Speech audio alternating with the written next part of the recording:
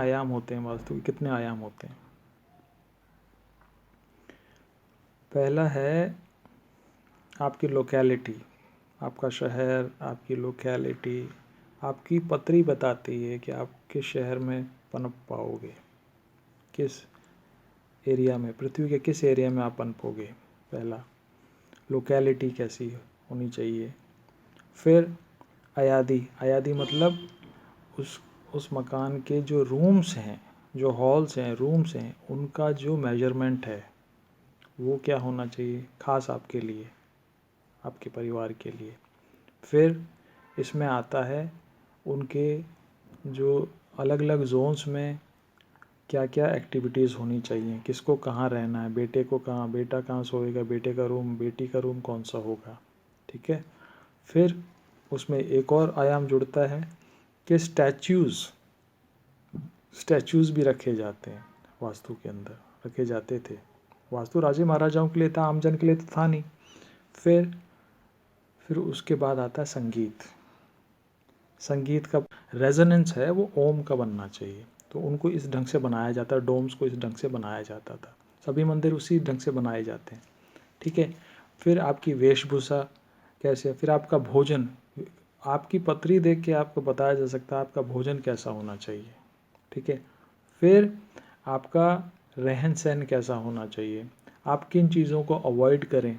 ठीक है, वास्तु में ये भी है आपको किन चीज़ों को अवॉइड करना है और किन चीज़ों को अपनाना है। तो एस्ट्रो वास्तु बहुत ही डीप है, और जो अत्यंत धनाढ्य वर्ग आज भी जो अंबानीज़ हैं, वो इस अंबानी से लेकर लगभग करीब 200-300 जो सुपर रिच परिवार हैं वो इसको आज भी यूज़ करते हैं, बताते नहीं हैं। क्यों बताएं आपको, क्यों बताएं?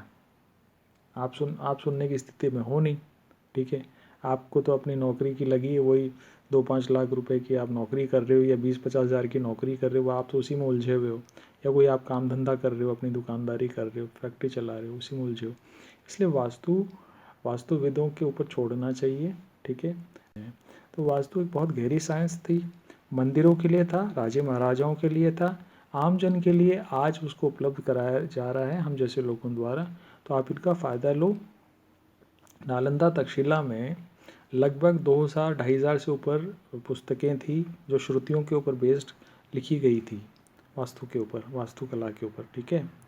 इसको इतना महत्व था इसका, क्योंकि इसी की बेसिस पे आपका स्वभाव भी क्रिएट होने लग जाता है, आपकी आदतें क्रिएट होने लग जाती हैं। तो हुआ क्या, जो हुओं के आक्रमण हुए तो उसमें उनको जला दिया गया, और मात्र 700-800 जो है बुक्स, स्क्रिप्चर्स वही बच पाए। बुद्धिस्ट जो ट्रेडिशन है वो तो 100% वास्तु पे ही चलता है। आज दलाई लामा अपने शिष्यों को लेके जाते हैं, अलग अलग यूनिवर्सिटीज़ में मंडल आर्ट सिखा रहे हैं, वास्तु सिखा रहे हैं। ठीक है। हार्वर्ड ने इस साल वास्तु के ऊपर एडवांस पीजी कोर्स शुरू किया है। हमारे आईएम्स में भी एक, मैं अभी भूल रहा हूँ कौन से, शायद आईएम्स कोझिकोड है या आईएम अहमदाबाद है, जो उन्होंने वास्तु पे एक पीजी कोर्स शुरू किया है। तो हम धीरे धीरे जाग रहे हैं, हम अपने ही प्रति अनजान हैं। दिया तले अंधेरा इसे कहा जाता है। ठीक है। इसीलिए एक अंग्रेज विद्वान ने कहा था कि भारत एक सोया हुआ शेर है, सोया हुआ शेर है। कहा था भारत एक सोया हुआ शेर है, जिस दिन ये जागेगा पूरे विश्व पे छा जाएगा। आज देख लो हमारी सब चीज़ें, अच्छी चीज़ें ये लोग अपनाते हैं, हमारा संगीत, हमारा रहन सहन, हमारा आदतें, हमारी आदतें वेजिटेरियन, वीगनिज़्म, और हमारी वेशभूषा। ठीक है, कॉटन पहनना। ठीक है। और ऐसे मकानों में रहना वास्तु के हिसाब से, ऐसा संगीत सुनना, जितना वैल्यू हम देते हैं उससे 1000 गुना ज़्यादा वैल्यू ये लोग देते हैं। उसको प्रॉपर्ली डॉक्यूमेंट करते हैं, उसके बेसिस पे पूरा कोर्स तैयार करते हैं, और अपनी पूरी जो जनरेशन्स हैं पूरे देश के अंदर उस चीज़ को आगे से आगे प्रोपोगेट करते हैं। ठीक है। इंजीनियर्स और आर्किटेक्ट्स के लिए विशेष प्रोग्राम्स शुरू किए गए हैं, इंजीनियरिंग और आर्किटेक्ट्स के लिए आईएम्स के अंदर। ठीक है। तो ये कहना बंद कर दीजिए आप, जो आर्किटेक्ट्स वगैरह, कुछ मेरे को कुछ ऐसे मिलते हैं, कुछ बेवकूफ़ लोग जो ये कहते हैं कि ये कुछ नहीं होता, वास्तव से कुछ नहीं होता। उनको यही नहीं पता कि हमारे बाप दादा क्या हमारे लिए क्या छोड़ के गए हैं। इतनी बड़ी जो इतना बड़ा विज्ञान खड़ा करके गए हैं।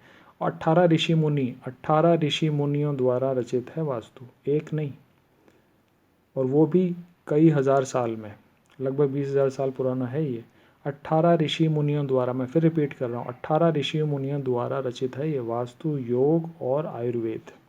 ये तीन जो हैं इनको, सामवेद तो संगीत पे आधारित है, ऋग्वेद में क्या है, यज्ञ हवन है, ये सब वास्तु ही है, ठीक है। और अथर्ववेद क्या है, अर्थ क्या, पैसे की बात हो रही है, लक्ष्मी की बात हो रही है, देवताओं को क्या किया जा रहा है उसके अंदर, उसमें क्या किया जा रहा है, देवताओं को रिझाया जा रहा है, ऐसी प्रार्थनाएं हैं, ऋचाएँ हैं उसके अंदर, ठीक है। तो ये सभी वास्तु ही है, वास्तु के ही अकॉर्डिंग पृथ्वी का पूरा जो एनवायरनमेंट है इसको भी एक वास्तु माना गया है, ठीक है। तो आप पढ़ोगे, समझोगे, जो लोग मुझसे सीखना चाहते हैं वास्तु वो सीखें, वेलकम, मोस्ट वेलकम, आपका स्वागत है। और जो लोग वास्तु करवाना चाहते हैं, मैं बहुत ही नॉमिनल रेट पे ये करता हूँ, और जो लोग बहुत ही अत्यंत धनी हैं उनके लिए भी करता हूँ, ठीक है। मेरे क्लाइंट्स में 20,000 करोड़ तक के क्लाइंट्स भी रहे हैं, ठीक है। और जो 20,000 कमाने वाला जो बंदा है उसके परिवार में भी मैं वास्तु करके आया हूँ, ठीक है। On that note I would like to conclude. Thank you. जय हिंद।